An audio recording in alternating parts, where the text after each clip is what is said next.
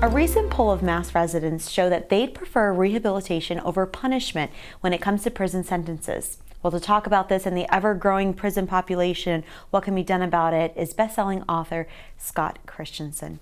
Thank you so much, pleasure to be here, Mr. Christianson, for joining me. So, a recent poll that came out, the title was "Ready for Reform: Public Opinion on Criminal Justice in Massachusetts." Pretty astounding numbers that showed 85% of Mass residents say yes, we want reform. And the number goes even higher when they see other states have lowered crime by focusing on rehab. But with those high numbers, we still have a very high prison population. There seems to be a disconnect between what people want and reality. Why is that? Once again, we see that the people are ahead of the elected representatives and prosecutors, and that they have a better sense of what really is needed at this point. We have had several years of a very, very punitive system, and it's affected many families, many communities, and people have seen that it is not cost effective, it really doesn't work, it's counterproductive. So increasingly, people are calling for a more rehabilitative, treatment-oriented approach, particularly with regard to drugs, and the war on drugs has become increasingly unpopular, but also for some other offenses as well. People are asking, why can't we use more treatment? Does rehab work? Does treatment work? Treatment works much more than punishment works. It's a lot cheaper, but it has to be done right. It has to be done with proper supervision. And it's not always going to be successful. Some people are going to relapse. They're going to recidivate, and so you have to stick with it. But it certainly is preferable to a straight punitive approach. And there is a huge body of research showing this fact. The National Institute of Corrections, for example, has been in existence for many, many years. They have thousands of studies showing this. We know it works. We know what kinds of treatment programs are effective, but we've lacked the political will to pursue that. Why? Why have we lacked the political will? Because it's so easy for politicians to beat their chest and say, we need to be tough on crime. Let's create a new law, name it after some victim, and increase the penalties because we need to be tough on crime. We've been hearing this for over 30 years, and it's produced a situation in the United States where we are far and away the world's leader in incarceration, and it's gone too far. Speaking of numbers, Frontline on PBS has been doing some documentaries looking at the prison population. From 1973 to 2009, the prison population grew from 200,000 to approximately 2.2 million. And I think this correlates with the war on drugs. But should all those people be imprisoned is the bigger question now, because it is a huge economic strain on a county, state, country, and also it affects almost a disproportionate number of people. Let's break that down a little bit. You mentioned the war on drugs, and it really did start in earnest with the Rockefeller drug laws in the early 1970s, when penalties were greatly, greatly increased, and other states followed along those lines. So we've had a war on drugs that has driven the increase of the prison population to a large extent. We've got, of that figure you mentioned, we've got over 250,000 people who are in prison for drug-related offenses. So it doesn't explain everything that's been going on. The war on drugs has only been part of what's been happening. For all offenses across the board, we've been putting more and more people into prison for longer and longer periods of time. And now we have a situation with regard to drugs where many people, particularly libertarians, are saying we should end the war on drugs and we won't have a drug problem. Guess what? We do have a drug problem. Drugs are creating havoc in our society, but that doesn't necessarily mean that we have to take a punitive approach, a strictly punitive approach. Rather, we need to initiate more treatment for that drug problem and more prevention, and use our brains to try to deal with the problem, not just to let people out of prison and say that's the end of the problem, because that will not solve it.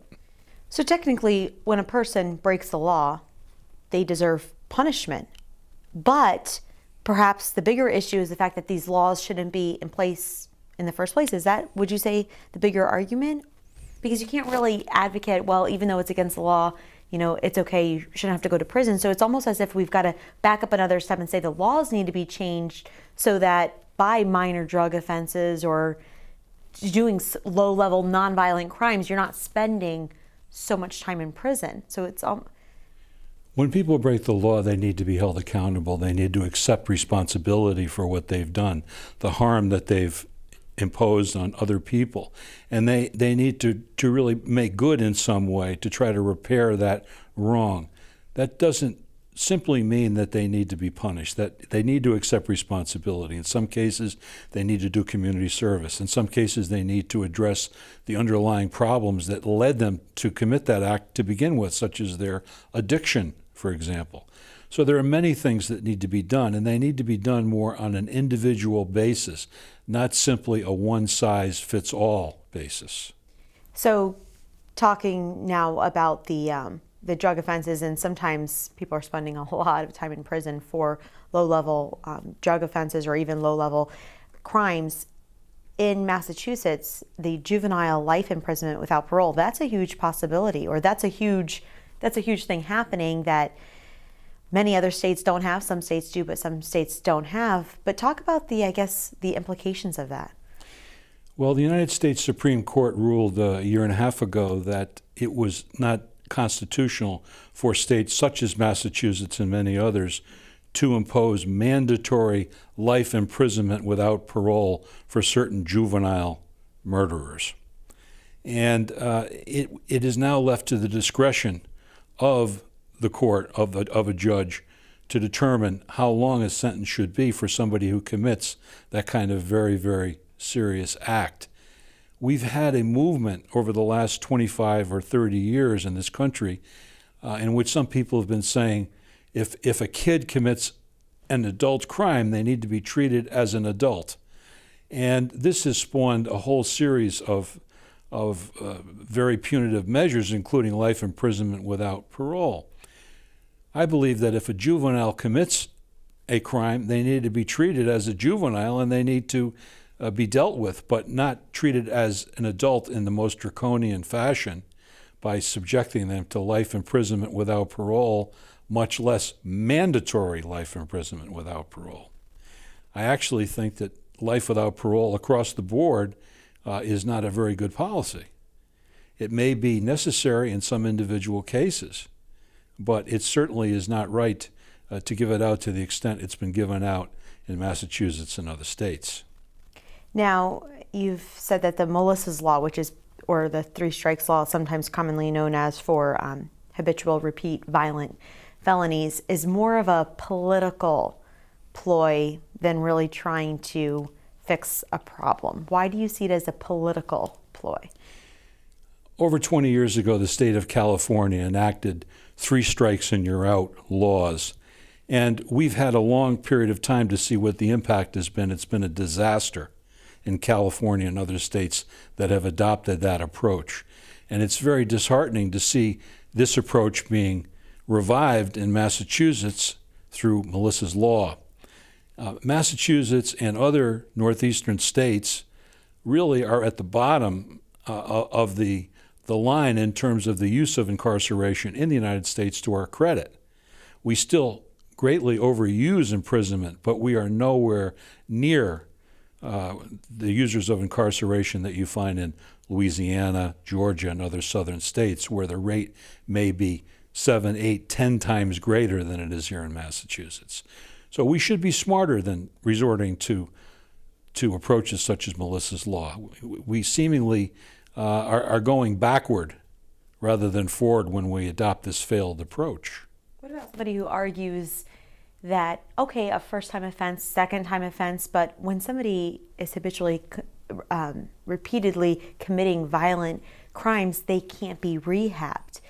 Do you give any credence? Do you believe that, or do you believe that there's that possibility for everybody to be rehabbed? I guess, where do you find that balance? I think an individual decision needs to be made, preferably by a parole board of trained professionals, to evaluate each case on an individual basis and determine whether what you're suggesting is true or not true. But adopting a one-size-fits-all kind of approach really is overkill. and it's not necessary. And there are many instances where people have repeatedly committed crime when they were younger, perhaps because of their addiction, for example, for other reasons. And we should not, for all time, condemn them to incarceration based on their prior mistakes. They've already paid the price for those prior crimes, and that doesn't mean that we should penalize them yet again so severely if they commit another one. Now, wrapping up, there are two different factors, the economic factor and the society factor. Economically, in most states, correction spending is third after Medicaid and education. So it's a big chunk out of the wallet of the average taxpayer. And then also society factors. 60% of inmates are either Black or Hispanic, and Black men under 35 without a diploma are more likely to be in jail than working. So talk about how this is really affecting every corner of our society. And do you feel that it will change? It has been changing, but in the wrong direction over the years, which is very, very sad. In addition to the impact that it has on the Black community and on the Hispanic community, it really has an effect on our society, on the way our country is viewed, on our own sense of justice and injustice in our society. And of course, much of this is a product of growing inequality within society and lessening opportunities, economic and otherwise. And we have to address those things that are contributing to incarceration. We also have to face the fact that in many instances, the criminal justice system does discriminate at each and every step of the process, every stage of the criminal justice system. To some extent, there is measurable discrimination against minorities. It is not that minorities are more criminal than others. It is not that Blacks use drugs more than whites. In fact, whites use drugs more than Blacks. But it is people of color who are disproportionately paying the price in the form of incarceration. And that's wrong. It seems as if there's definitely a lot more. This is just, I'm sure, the tip of the iceberg of our short conversation, but it seems like there's much more deeper conversation that needs to happen about this. So, thanks for bringing it up. It's important stuff.